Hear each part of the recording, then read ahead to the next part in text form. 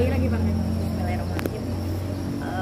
Jadi gini ya ceritanya, memang benar itu yang pengemudi mobil Mercy itu adalah anak saya.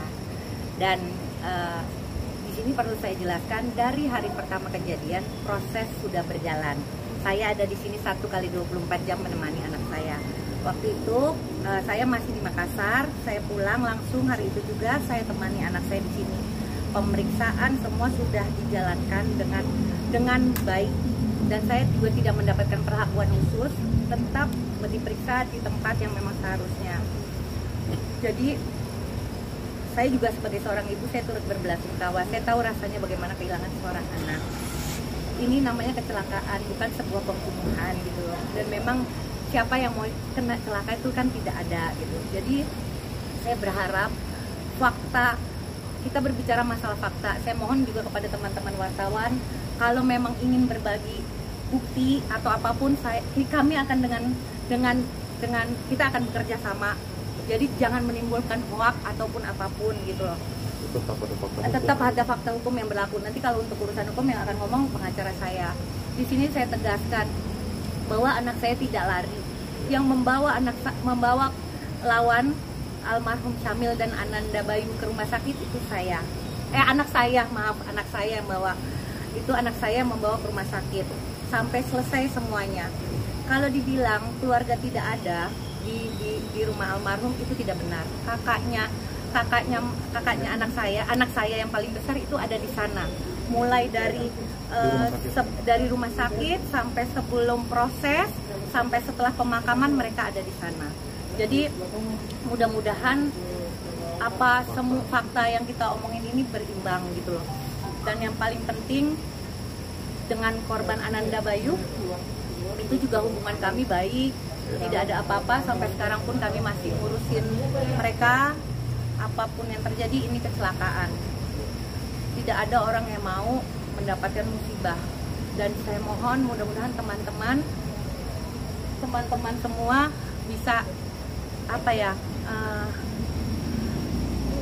bahasanya gimana ya, maksudnya kalau memang pun ingin bukti apapun, kita siap kok.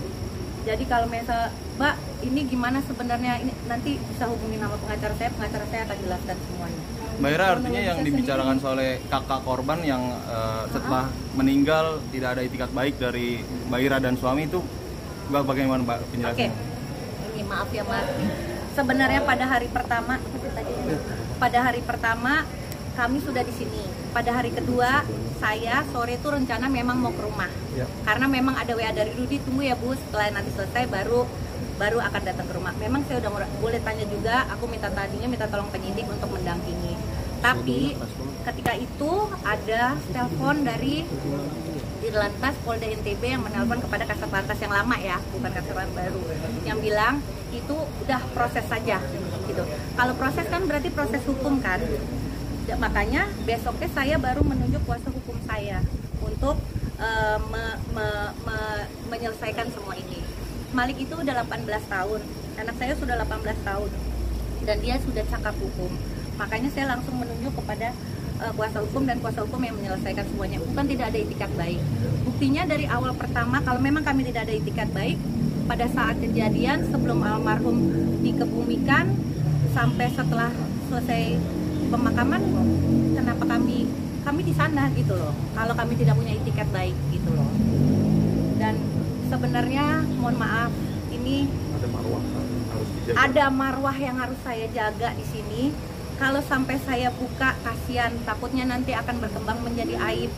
Saya masih menghargai almarhumah, saya masih menghargai Bayu, saya masih menghargai, maksudnya saya masih menghargai semuanya. Saya diam bukan karena saya tidak mau bagaimana, tapi memang saya hanya menunggu bukti terkumpul semua, baru saya mau bicara, karena saya nggak mau sampai pada akhirnya jadi blunder sendiri gitu loh. Dan yang pasti di sini saya benar-benar saya benar-benar ya, saya tahulah rasanya seperti apa gitu loh. Bukan nggak ada itikat baik Mas, kalau memang ada itikat, toh kami datang kok menyerahkan uang bela sungkawa kami, tapi ya dianggapnya uang damai. Tapi saya tidak pernah memberi uang damai apapun dan saya tidak pernah bahasanya mau berdamai itu, memberi uang damai itu tidak gitu. Dan setelah pertemuan, karena bertemu itu nanti akan dijelaskan tuntutannya apa aja, yaitu yang aku agak kaget gitu ya, maksudnya karena kan ibunya juga bilang bahwa ibunya bilang saya begitu dikasih uang itu, dia bilang gini, saya tidak mau menjual nyawa anak saya, sampai kayak gitu. Oh ya sudah, ini uang bela sungkawa dari kami, tidak ada. Jadi memang tidak ada damai-damaian tuh, uang damai itu tidak ada, sayang. Karena kami berpegang pada fakta hukum yang ada juga. Ya, kita berpegang pada fakta hukum yang ada gitu. Tapi untuk kronologisnya sebenarnya gimana sih Bu? Ada surat perjanjian nggak sih waktu disodorkan itu dari pengakuan? Nggak ada. Dia bilang di atas pas saat pertemuan dua belah pihak dengan memberikan uang 10 juta terus dikasih. Oh bukan begitu.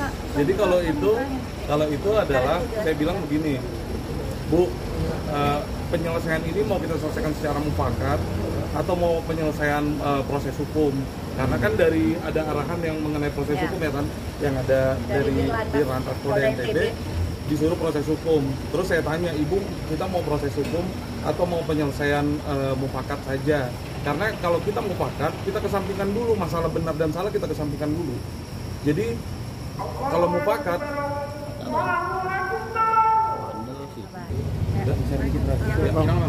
oke, jadi kalau penyelesaiannya secara mufakat, kita kesampingkan yang mana yang benar, yang mana yang salah. Kita berdua membuat pernyataan itu, artinya pernyataan sama-sama berdamai dengan kasus ini. Tapi kan dari pihak sana tidak menerima. Dia ada permintaan dia yang menurut klien kami pun tidak masuk akal. Yang mungkin udah boleh disebut. Pihak dari almarhum itu meminta ingin membangun masjid seharga mobil yang dipakai untuk nabrak. Kita bilang itu kurang relevan karena kejadian ini pun bukan yang kami mau, yang bukan klien kami mau gitu.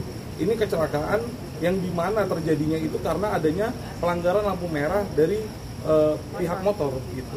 Itu aja sih. Jadi nggak ada yang namanya 15 juta terus kita paksa tanda tangan, nggak ada. Kita jauh dari itu. Karena penyelesaian kita tuh mengenai itu hanya mufakat aja, bukannya kita mau minta damai dengan uang segitu, ngapain? Enggak, lagian juga dari pihak mereka meminta saya untuk menyekolahkan adanya sampai selesai. Ya, menyekolahkan dan memberikan rincian, tahlilan semua sampai itu ada buktinya semua. Buktinya ada, kami nggak ngomong hoax. Dan sebenarnya sebelum itu dari pihak keluarga ada mengancam kepada kami. Mengancam memviralkan, itu semua ada, dan itu buktinya ada semua. Gitu loh. Jadi kami makanya perwakilan pihak keluarga sudah berusaha memberitahu fakta hukum yang ada gitu. Jadi kita bukannya ditutup-tutupin, dari awal juga dikasih tahu fakta hukumnya. Ada di berita saya baca juga mengenai katanya sudah tidak ada di Polres, ya tidak ada, orang masih proses penyelidikan, jadi belum ada penahanan di situ, polisi pun belum menentukan siapa tersangkanya gitu. Itu aja sih. Kronologisnya kalau dari kita, klien saya itu pulang dari kantor temannya, dia itu ada dari arah apa tuh? Arah Mampang ya?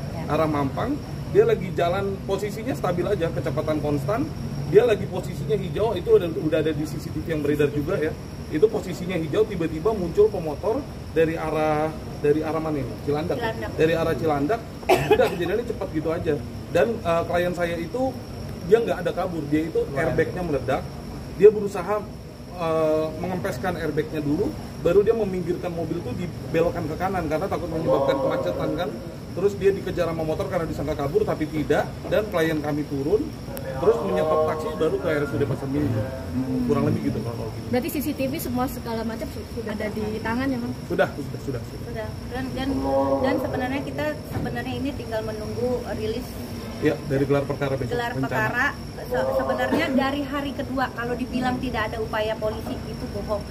Karena dari hari kedua pun anakku tuh sudah di BAI, saksi-saksi semua sudah di BAI, bukti-bukti pun sudah ada gitu loh. Jadi kenapa saya di sini nggak mau ngomong, sebenarnya satu, saya masih menunggu bukti otentik lain, yang pertama. Yang kedua, yang paling penting kan kita nggak bisa yang ngomong begitu aja karena ini menyangkut almarhumah. Saya nggak bisa karena almarhum, dan saya takutin ini akan menjadi membuka aib orang yang Itu sudah cukup. meninggal, dan saya rasa itu cukup ya. Kondisi psikis. Oh ya. Oh silakan. Silakan nggak apa-apa. Kita sih mengenai lapor ke itu, kita menghormati pilihan. Itu kan keputusan pihak- keluarga iya. ya Mas, kami tidak bisa ini. Kan dari awal Kasat Lantas juga udah bilang kita akan tegak lurus semuanya. Di sini pun suami saya tidak ada intervensi sama sekali.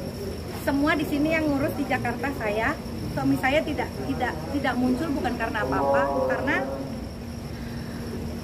ya sebenarnya sih setelah ini kan Nggak ada kecelakaan ini kan tidak ada kaitannya dengan Anak suami siapa, saya anak siapa. gitu loh. Cuman ya saya paham lah bagaimanapun juga. Semua sama di mata hukum lah. Ya, semua sama di mata hukum. Gini aja ya Mas, mohon maaf. Jangankan cuma seorang anak polisi, Jenderal Bintang 2 sudah terbukti bersalah kan juga pasti masuk juga kan. Tidak ada yang dibela kan. Di sini juga tidak ada pengaturan apapun, boleh dibuktikan. Saya diem tuh bukan karena apa-apa. Saya masih banyak menjaga. Dan saya menjaga apa coba? Saya menjaga psikis anak saya. Iya. Karena dari awal memang dia benar-benar yang tertekan, terguncang, trauma, dan sampai dia tidak bisa keluar rumah. Iya. Segala rupa tidak Takut. ujian, seharusnya dia tes masuk universitas. Jadi menurut saya banyak hal yang kami pertimbangkan, karena dengan adanya berita-berita Mas mulai sekarang sudah tidak boleh lagi, teman-teman media sudah tidak boleh lagi memegang handphone sekarang, karena setiap melihat itu itu akan jadi traumatis di dalam diri anak saya gitu. Dan kami pasti akan menghadapi ini bersama ya. Bahkan kemarin ada berita terbaru yang bilang katanya klien kami mabuk karena ada foto yang matanya sembab. Itu hari kejadian itu saya datang di sana karena ditelepon oleh abangnya klien saya. Terus klien saya itu habis nangis di rumah sakit, habis nangis, matanya sembab tapi dituduhnya mabuk. Ya silakan kita buktikan aja kan gitu. Ya kan ada juga yang bilang katanya baru pulang dari Kemang. Kalau Nah. saya mau tolong dibuktikan, Iya, tolong silakan. dibuktikan. Maksudnya yang katanya ada driver gojol itu yang melihat dari arah Kemang, karena anak saya nggak dari Kemang gitu loh. Jadi ya ini semua ya udah mungkin jalannya Allah seperti ini. Saya memohon doanya aja buat semua, semoga kasus ini cepat selesai dan baik-baik saja gitu. Cuman kita harus berbicara sesuai fakta hukum, dan saya juga berharap polisi menyelesaikan kasus ini berdasarkan hukum yang berlaku, bukan berdasarkan opini publik, karena bagaimanapun juga polisi itu bekerja bukan karena opini publik, tapi bekerja karena hukum dan fakta hukum yang ada di lapangan. Itu aja menurut saya.